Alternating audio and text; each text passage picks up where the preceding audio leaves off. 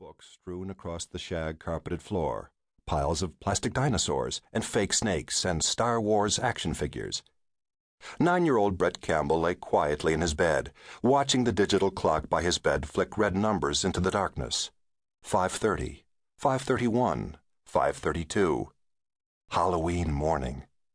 He had wanted to set the alarm on this special Saturday morning, but he didn't know how, and if he'd asked for help, his surprise would have been ruined. And so he snuggled under the Mr. Freeze comforter, waiting. At precisely 5:45, he flipped the covers back and climbed out of bed. Careful not to make any noise, he pulled the grocery sack from underneath his bed and unpacked it. There was no light on, but he didn't need one. He'd stared at these clothes every night for a week. His Halloween costume. A sparkly pair of hand-me-down cowboy boots that they'd picked up at the Emperor's New Clothes used clothing shop.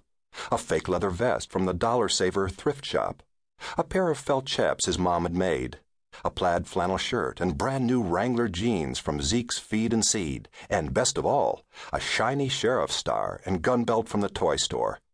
His daddy had even made him a kid-sized lariat that could be strapped to the gun belt.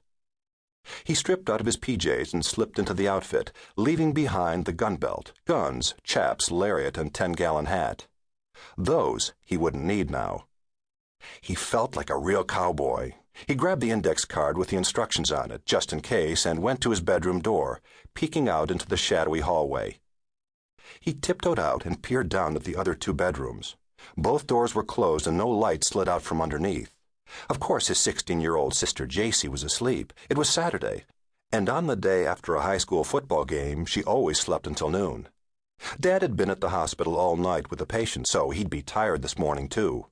Only Mom would be getting up early, and she'd be in the barn, ready to go at 6 o'clock. He pushed the flash button on his Darth Maul watch.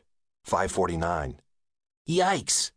He flicked up the collar on his flannel shirt and bounded down the last set of stairs. Feeling his way through the darkened kitchen, he hit the on button on the coffee pot, another surprise, and headed for the front door, opening it slowly.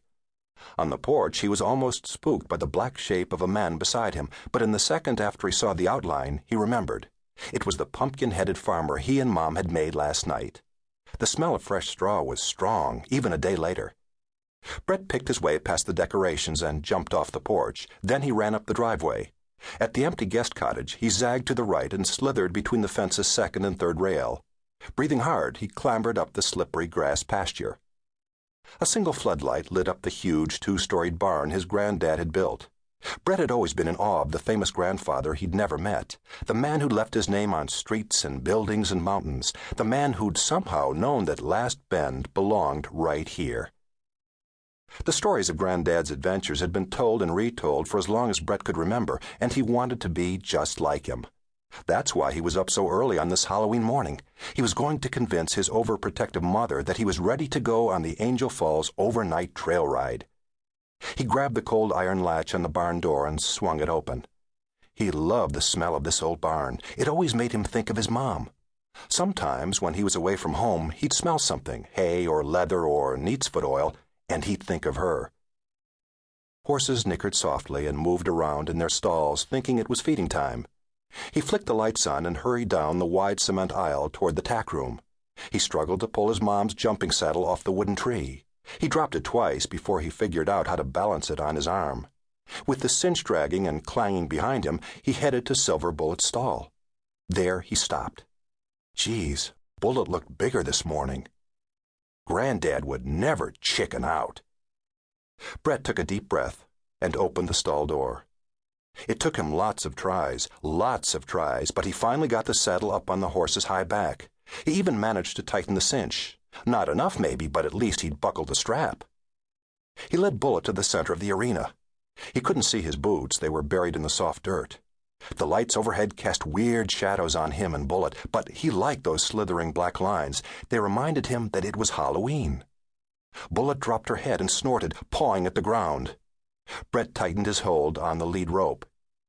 "Whoa, girl," he said softly, trying not to be afraid. That was the way his mom always talked to animals. She said you could talk down the craziest animal if you were patient and quiet. The barn door shuddered, then let out a long, slow creaking sound. Wood scraped on cement and the door opened. Mom stood in the doorway.